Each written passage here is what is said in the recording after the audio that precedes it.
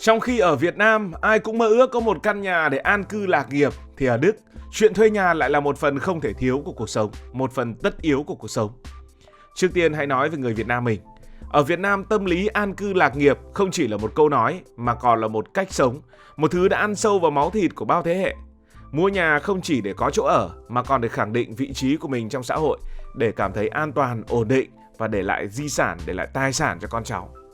Nhà với người Việt Nam không chỉ là 4 bức tường mà là biểu tượng của sự thành công, của sự trưởng thành. Cưới vợ, tậu trâu, làm nhà. Nhưng ở Đức thì khác. Ở Đức mọi chuyện thì có suy nghĩ hoàn toàn không giống với Việt Nam. Người Đức không coi việc sở hữu nhà, không coi việc mua nhà, có nhà là mục tiêu lớn lao nhất trong cuộc đời của mình. Theo thống kê, hơn một nửa số người Đức sống trong các căn hộ đang là ở thuê.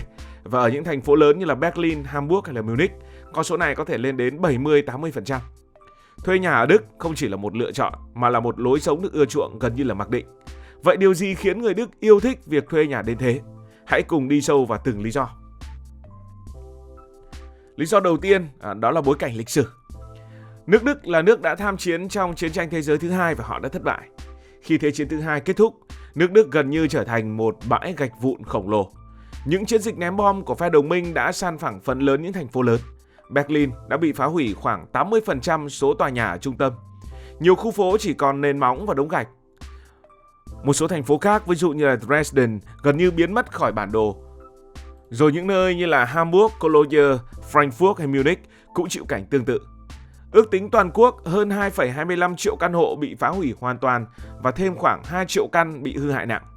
Nói cách khác, gần một nửa quỹ nhà ở của Đức trước chiến tranh đã biến mất chỉ sau vài năm bom đạn. Sau chiến tranh, dân số Đức vào khoảng 40 cho đến 45 triệu người.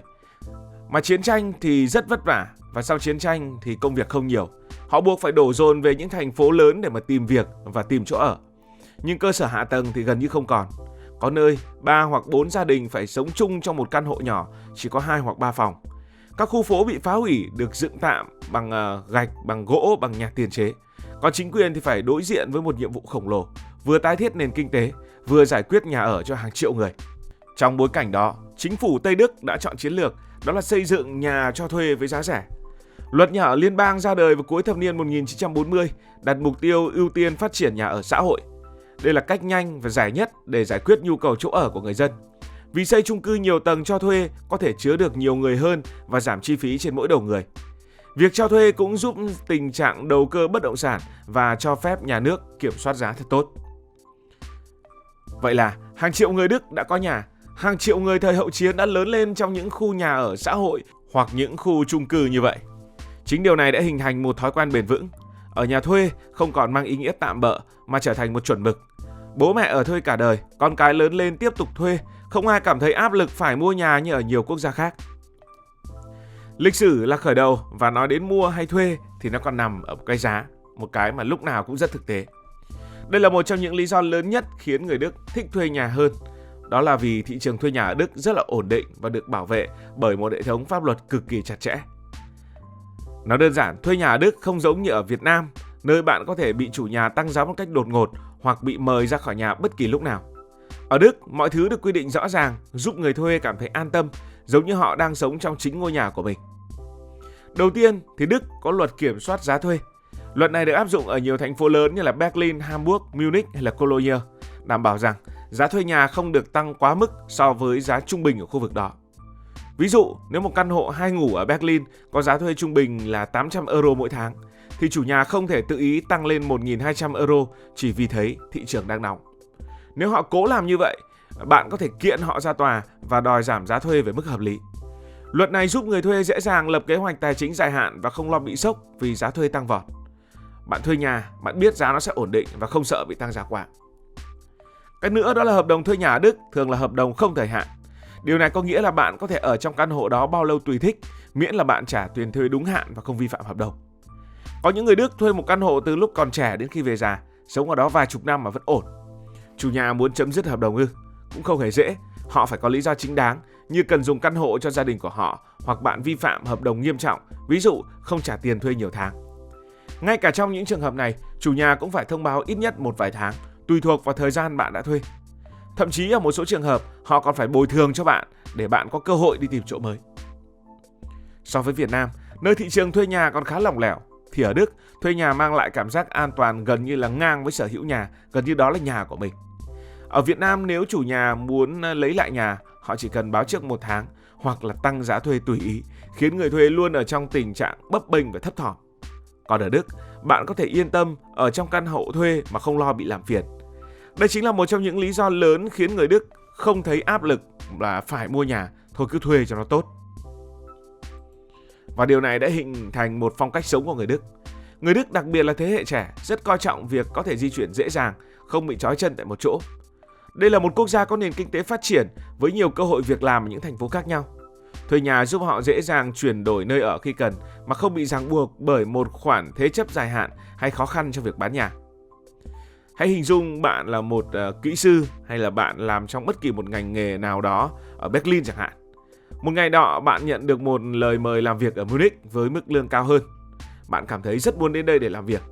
Nếu bạn sở hữu một căn nhà ở Berlin, bạn sẽ phải đau đầu nghĩ cách bán nhà, tìm người mua hoặc thậm chí là cắt lỗ nếu thị trường bất động sản đang đi xuống. Nhưng nếu bạn đang thuê nhà thì mọi chuyện đơn giản hơn rất nhiều. Chỉ cần thông báo với chủ nhà trước vài tháng, trả tiền thuê rồi xách vali lên và đi. Ở Munich lại tiếp tục thuê một căn hộ mới, thế là xong, không có gì là rắc rối cả. Ở Việt Nam thì như vậy có lẽ là hơi khó. Ở Việt Nam thì tư duy ổn định vẫn chiếm ưu thế. Mua nhà rồi thì người Việt Nam thường nghĩ rằng mình sẽ ở đó cả đời hoặc ít nhất là ở đó rất lâu. Việc di chuyển đến một thành phố khác thường bị xem là bất tiện và không cần thiết. Chưa kể ở Việt Nam, việc di chuyển công việc giữa những thành phố lớn như là Hà Nội, thành phố Hồ Chí Minh hay Đà Nẵng thì có lẽ là cũng không phổ biến bằng nước Đức, nơi những thành phố đều có những cơ hội nghề nghiệp hấp dẫn và kết nối với nhau thuận tiện hơn so với Việt Nam. Thành ra, người Đức chọn thuê nhà để giữ được sự tự do, sự linh hoạt trong cuộc sống hiện đại của họ. Và có một sự thật nữa, đó là mua nhà ở Đức thì rất đắt. Nhà ở đâu thì cũng rất đắt và nhà ở Đức thì cũng đắt không kém gì so với khi chúng ta so sánh với cái mức thu nhập bình quân giống như kiểu chúng ta đang so sánh với ở Việt Nam. Chưa hết, khi mua nhà ở Đức còn phải trả thêm một loạt chi phí khác. Đầu tiên là thuế chuyển nhượng bất động sản dao động từ 3,5 cho đến 6,5% giá trị căn hộ tùy vào bang. Rồi còn là phí công chứng thường khoảng 1 đến 2% giá trị căn nhà. Phí môi giới có thể lên đến 7% nếu bạn mua qua công ty bất động sản. Tính sơ sơ mua một căn nhà 800.000 euro có thể phải mất thêm từ 80.000 cho đến 100.000 euro cho những loại chi phí này. Chưa kể còn phải trả tiền sửa chữa, bảo trì nhà cửa sau khi mua, bởi vì nhiều căn nhà ở Đức, đặc biệt là nhà cũ, cần cải tạo trước khi ở. Nếu mà không có đủ tiền để mua nhà ngay thì sẽ phải vay thế chấp ngân hàng. Thế nên, nếu mà thu nhập không ổn định hoặc thị trường bất động sản cũng không ổn định, bạn có thể rơi vào cảnh nợ nần chồng chất. So với việc thuê nhà, nơi chỉ cần trả một khoản tiền cố định mỗi tháng mà không phải lo những chi phí phát sinh, thì mua nhà có quá nhiều điểm yếu. Một điều thú vị nữa ở Đức đó là xã hội không đánh giá bạn dựa trên việc bạn có sở hữu nhà hay là không. Ở Việt Nam nếu lớn tuổi vẫn đi thuê nhà thì hơi bất tiện. Và đàn ông con trai bây giờ mà không có nhà, nói thật, ở thành phố lấy vợ là cũng vất vả hơn. Nhưng ở Đức chuyện thuê nhà hoàn toàn bình thường, kể cả những người có thu nhập cao như là bác sĩ, luật sư hay là kỹ sư. Ở Đức thì người ta quan tâm đến chất lượng cuộc sống, đến sự tự do cá nhân, sống như thế nào cho sướng, sống như thế nào cho vui, sống như thế nào cho thoải mái, còn hơn là việc bạn có đang giữ một tấm sổ đỏ, đang đứng tên một căn nhà hay không. Nếu bạn nhìn sâu hơn, bạn sẽ thấy rằng việc thuê nhà ở Đức không chỉ là một lựa chọn thực tế, mà còn là một phần của văn hóa, của lối sống. Người Đức đề cao sự thực dụng và sự tự do cá nhân. Với họ, cuộc sống không phải là cuộc đua để sở hữu càng nhiều tài sản càng tốt, mà là để sống thoải mái, tận hưởng những gì mình có, không bị ràng buộc bởi những thứ không cần thiết.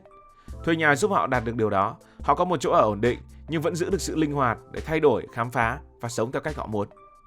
Ngược lại ở Việt Nam, văn hóa an cư lạc nghiệp phản ánh một xã hội trọng truyền thống, nơi gia đình và sự ổn định lâu dài được đặt lên hàng đầu. Nhà không chỉ là nơi ở mà còn là tổ ấm, là nơi gắn kết những thế hệ. Tuy nhiên điều này cũng tạo ra áp lực lớn, đặc biệt với thế hệ trẻ các bạn bây giờ, khi giá nhà đất ngày càng cao và việc mua nhà trở thành một gánh nặng tài chính, không chỉ với các bạn mà với chính bố mẹ các bạn nữa. Cảm ơn vì đã quan tâm theo dõi câu chuyện này. Nếu cảm thấy thú vị, bạn có thể nhấn nút đăng ký kênh, bật chuông thông báo và chia sẻ. Còn bây giờ thì xin được nói lời chào tạm biệt.